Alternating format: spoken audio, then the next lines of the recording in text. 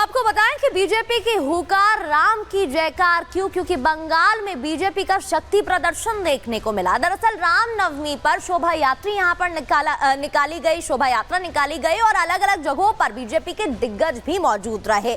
आपको बताएं कि नंदीग्राम में शुभेंदु अधिकारी ने शोभा यात्रा निकाली, जिसकी पहली तस्वीर आपको दिखा रहे थे। कोलकाता में दिलीप घोष की अगुवाई में यात्रा निकाली गई और तीसरी तस्वीर जो हुगली की आपको दिखा रहे थे, वहां पर भव्य शोभा यात्रा निकाली गई। वहां पर भी जय श्री राम का नारा गूंजता हुआ नजर आया और हर किसी के मुंह से बस जय श्री राम के नारे सुनाई दिए। अब आपको बताते हैं कि इस दौरान जो बीजेपी नेता वहां पर मौजूद थे, चाहे बात दिलीप घोष की हो या फिर अर्जुन, बीजेपी के जो नेता हैं वो वहां पर मौजूद थे, अर्जुन सिंह की बात हो, उन्होंने क्या कहा, किस तरीके से शोभा यात्रा निकाली गई और नाराजगी के बाद उन लोगों की क्या प्रतिक्रिया सामने आई है, सुनिए जरा।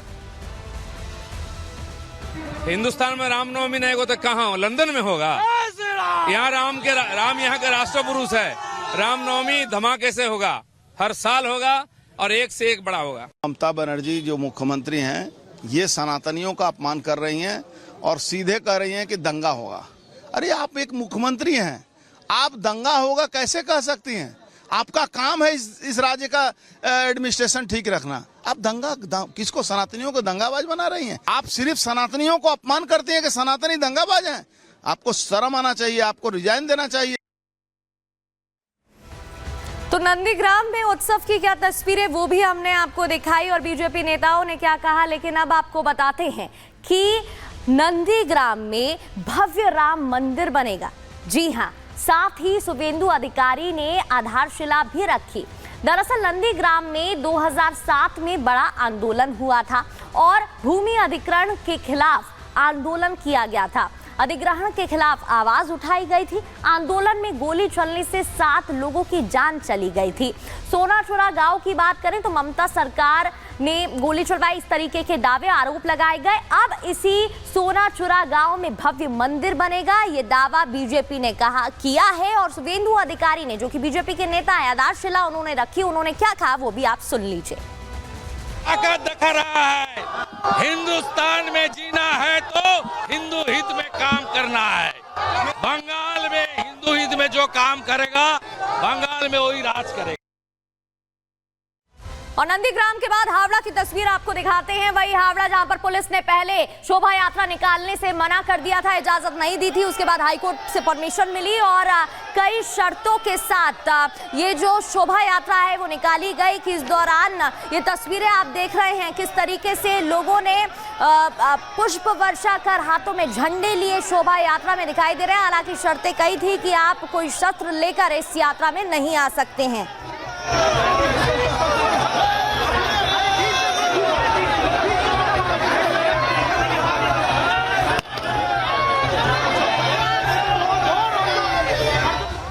तो हावड़ा में केंद्रीय मंत्री सुकान मजूमदार की भी तस्वीरें आप देख रहे थे। वो पहुंचे शोभा यात्रा में, उन्होंने हिस्सा लिया और क्या कुछ कहा, सुनिए।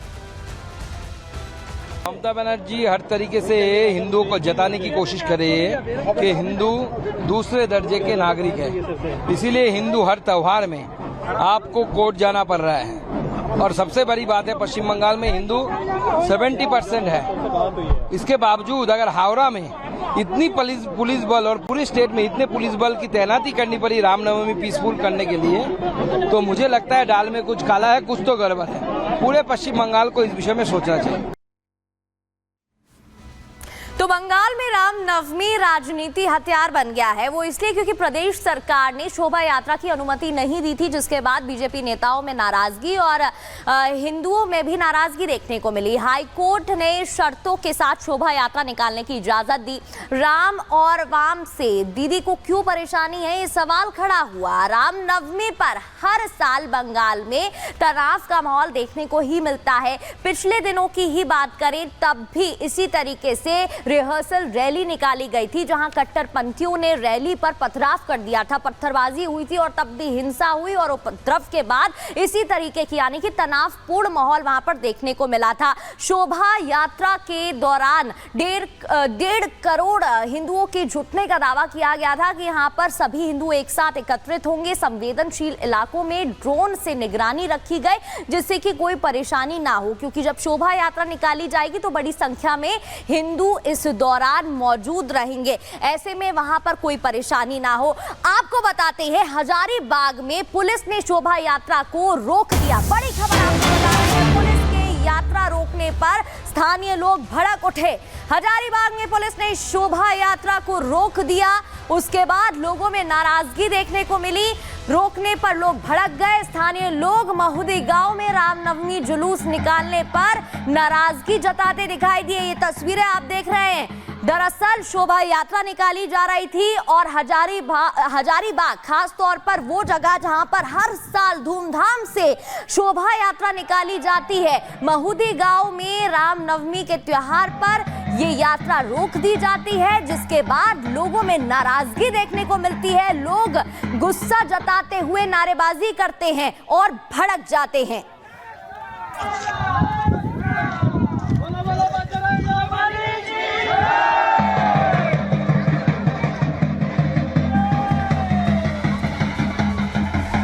और हमारे सहयोगी कोमल हमारे साथ जुड़ गई हैं। कोमल, हजारीबाग की बात करें तो शोभा यात्रा कड़ी सुरक्षा के बीच निकाली जा रही थी, लेकिन उसके बाद रोक लगाई गई। अब वहां पर कैसा माहौल?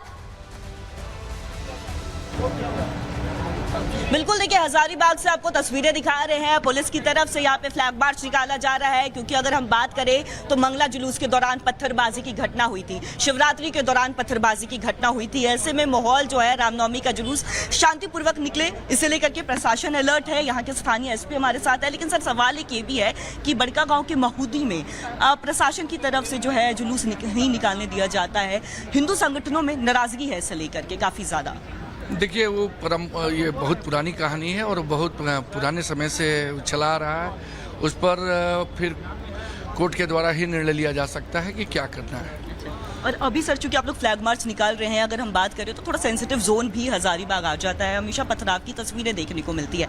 क्या लग रहा है इस बार शांतिपूर्वक जो है रामनवमी का त्यौहार होगा? बिल्कुल, अभी आप देख रहे हैं कि अभी रामनवमी का जुलूस हमारे ग्रामीण क्षेत्रों में चल रहा है, बिल्कुल शांतिपूर्वक चल रहा है। सभी जगह शांतिपूर्वक है और शहरी क्षेत्रों में जो 10वीं का रामनवमी होता है वो भी शांतिपूर्वक रहेगा, मुझे विश्वास है। कितनी बड़ी चुनौती सर, चूंकि यहाँ पे जो तस्वीरें आती है थोड़ा विचलित करने वाली है, तो प्रशासन के लिए भी कितनी बड़ी चुनौती हो जाती है कि शांति के साथ जो है यहाँ पे रामनवमी का त्यौहार है या दूसरा अन्य त्यौहार वो हो जाए? नहीं, हमेशा शांतिपूर्वक ही होता है। उसको बहुत बड़ा तरीके से दिखा के ही उसको ये किया जाता है, ऐसा नहीं है। यहाँ की जनता काफ़ी सुसज्जित है और वो आपस में प्रेम से रहना चाहती है, कहीं कोई दिक्कत नहीं है। बिल्कुल स्थानीय बिल्कुल कोमल, आप बातचीत जारी रखिएगा। तो देखिए, वहां पर नाराजगी लोगों में दिखाई दे रही है। हालांकि प्रशासन की तरफ से कहा गया है कि पुख्ता इंतजाम किए गए हैं और कोई परेशानी ना हो, इस वजह से रोक लगा दी जाती है। बहुत बहुत शुक्रिया कोमल तमाम जानकारी देने के लिए। आगे बढ़ते हुए आपको बताते हैं कि झारखंड में प्रतिबंध जब लगाया गया तो वहां पर क्या शर्तें रखी गई। दरअसल झारखंड सरकार ने कई प्रतिबंध लगाए। शोर बहाना क्या वोट बैंक निशाना? ये सवाल इसलिए क्योंकि झारखंड में बाइक रैलियों पर पूरी तरह से रोक लगा दी गई। इसके अलावा वहां पर शोभा यात्रा में डीजे बजाने पर भी रोक लगा दी गई कि आप डीजे नहीं बजा सकते हैं। जरूरी होने पर बंद होंगे म्यूजिक सिस्टम, ये भी कह दिया गया है। गैर लाइसेंसी अखाड़ों पर निगरानी रखी जाएगी, कोई परेशानी ना हो, नजर लगातार रहेगी। शोभा यात्रा का भौतिक सत्यापन का आदेश भी दिया गया। शोभा यात्रा में आपत्तिजनक गानों पर रोक लगाई गई, डीजे नहीं बजा सकते कहा गया। घर लौटने वालों की सुरक्षा के आदेश दिए गए, चप्पे चप्पे पर निगरानी रखने की बात कही गई। झारखंड में बाइक पर रैली नहीं निकाल सकते ये भी कहा गया और हर जगह पुलिस प्रशासन की तैनाती रहेगी, ये भी आदेश दे दिए गए। दरअसल झारखंड सरकार ने प्रतिबंध लगाए, जिसके बाद लोगों में नाराजगी भी देखने को मिली और सवाल उठा कि क्या वोट बैंक निशाना है और इस वजह से इस तरीके के आदेश दिए गए। आपको इसी से जुड़ी एक रिपोर्ट दिखाते हैं। जय श्री राम, जय श्री राम, जय श्री राम, जय श्री राम।